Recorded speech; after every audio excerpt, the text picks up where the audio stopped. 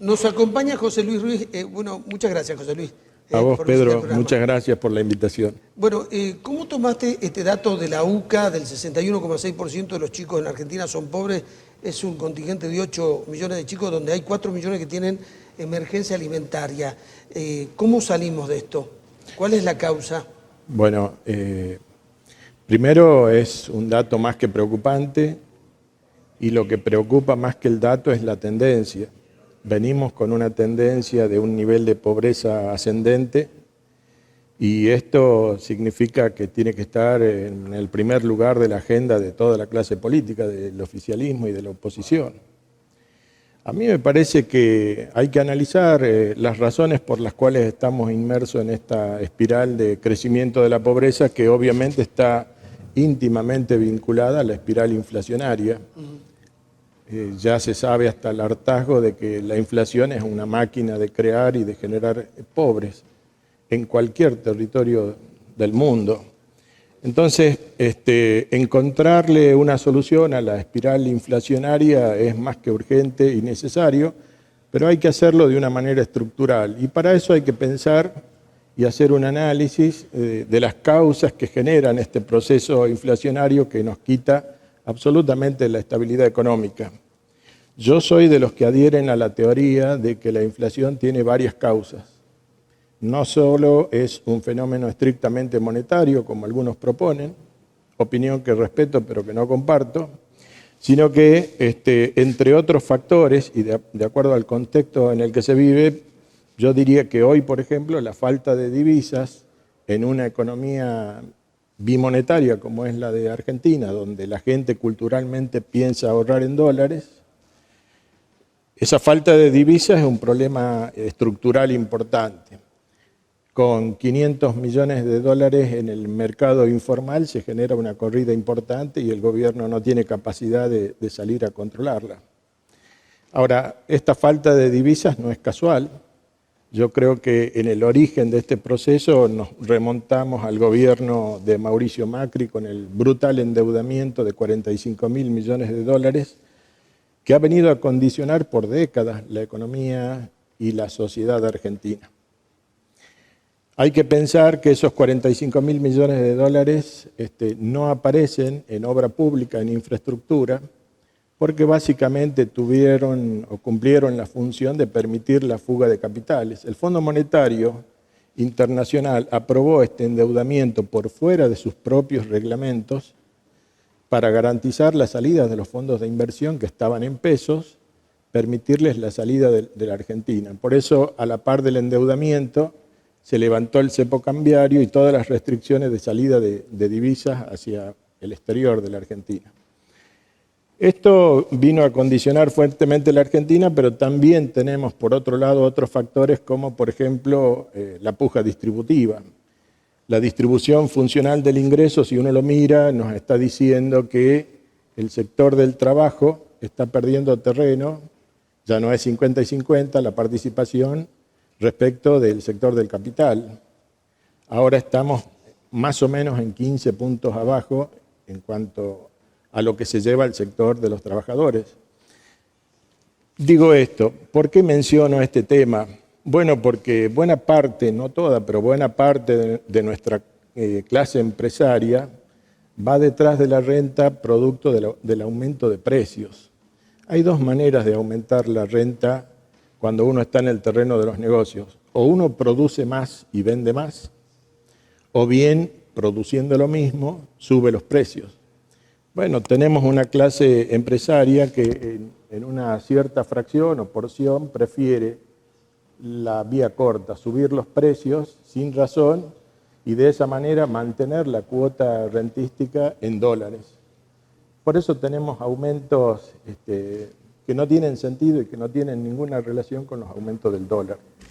Sin embargo, lo que podemos decir es que cada vez que aumenta el dólar, producto de esta puja distributiva y producto también de la falta de dólares, el 70% de esa variación se traduce en una variación del nivel general de precios.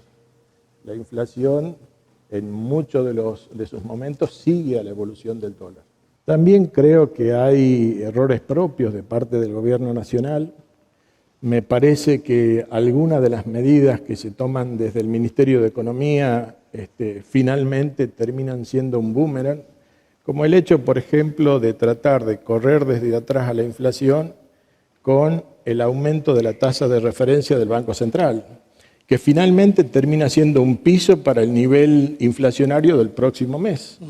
Porque alguien que tiene que decidir cómo va a usar su dinero, la primera opción y la más fácil que tiene a la vista es colocarlo a plazo fijo, con lo cual ya tiene una renta asegurada por la tasa de referencia del Banco Central. De manera que cuando decide que su capital lo va a invertir en algún negocio, a ese valor de la tasa de referencia del Banco Central tendrá que sumarle los costos, que van en aumento también, de algunas cuestiones de producción o comercialización, con lo cual la forma de obtener esta mayor renta que la que le ofrece el Banco Central es vía aumento de precios, y de esta manera el mes siguiente tenemos un nivel inflacionario que ha tenido como piso la propia tasa de referencia del banco. Por otro lado, el propio gobierno también está aceptando y autorizando los aumentos de tarifa y de combustible. También hay que reconocer acá que estas medidas, que son inflacionarias en sí mismas, provienen de la necesidad de cumplir con el acuerdo con el Fondo Monetario Internacional, y eso a su vez deviene del endeudamiento que mencionábamos, que viene del gobierno de Mauricio Macri, de 45.000 millones de dólares que el Fondo Monetario quiere que la Argentina tenga capacidad de pago para asegurarse el retorno de ese dinero. José Luis, como se nos está acabando el tiempo, o sea, estamos de acuerdo que en una economía inflacionaria cada vez va a haber mayor pobreza. Totalmente. Pero suponte que cortamos la inflación, ¿bien? No se soluciona este problema. No, no se soluciona por los problemas estructurales que tiene la economía de la Argentina, y en particular con ciertas similitudes también a nivel de nuestra provincia. Lo que yo observo es que deberíamos cambiar nuestra matriz productiva, tratar de darle una mayor incidencia al área de la industria. Es decir, no es otra cosa que poner en marcha un proceso de reindustrialización para la Argentina y un proceso de industrialización para nuestra provincia. Nuestra provincia tiene una economía absolutamente primarizada. Vivimos históricamente los últimos 60 o 70 años de 4 o 5 cultivos, y lo que yo estoy proponiendo como candidato a legislador es la industrialización, el cambio y la transformación de la matriz productiva de la provincia, dándole un mayor peso a la industria, pero no cualquier industria, en las áreas estratégicas que tienen un valor agregado intensivo en conocimiento. A manera de ejemplo, yo propongo que promocionemos para Tucumán la erradicación de la industria farmacéutica, la industria automotriz, la nueva industria automotriz que tiene el oxígeno verde como combustible, la industria de las telecomunicaciones. ¿Y eso cómo lo logramos? Eso lo logramos. Beneficios impositivos y qué más.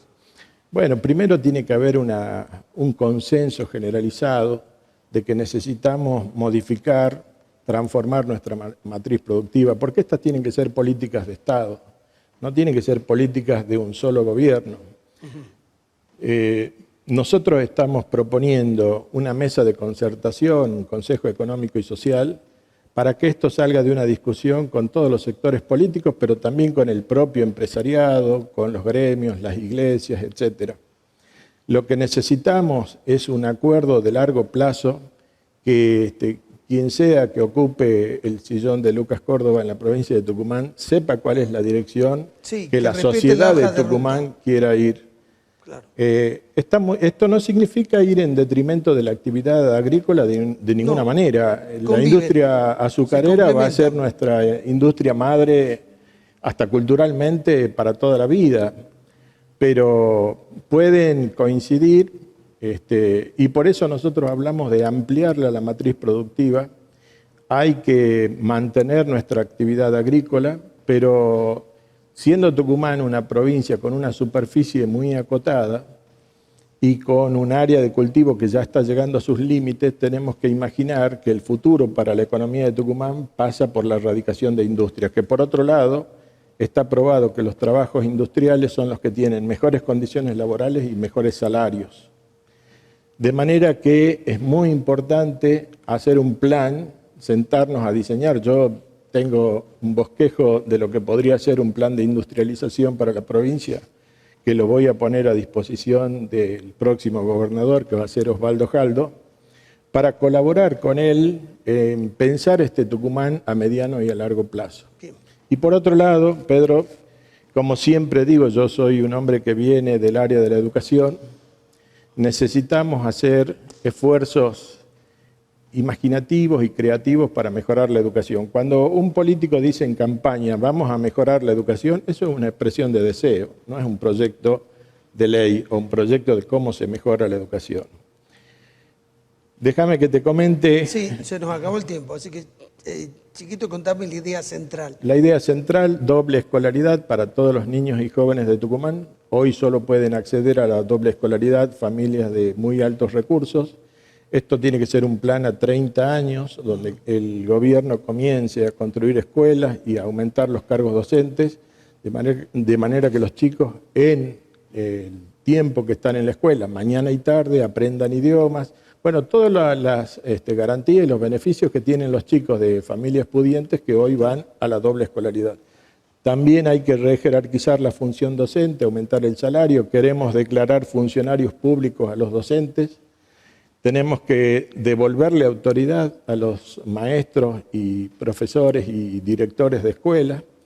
Y tenemos también que poner en marcha un problema amplio de becas universitarias, que al final de la beca el graduado universitario tenga la posibilidad de devolver la sociedad lo acompañó a través de un grupo de servicios, un conjunto de servicios sociales que pueda dar a las personas que así lo demanden, y que significaría una valorización de lo que la sociedad hace por ellos con este sistema de educación gratuita que nos enorgullece. Que sea más solidario.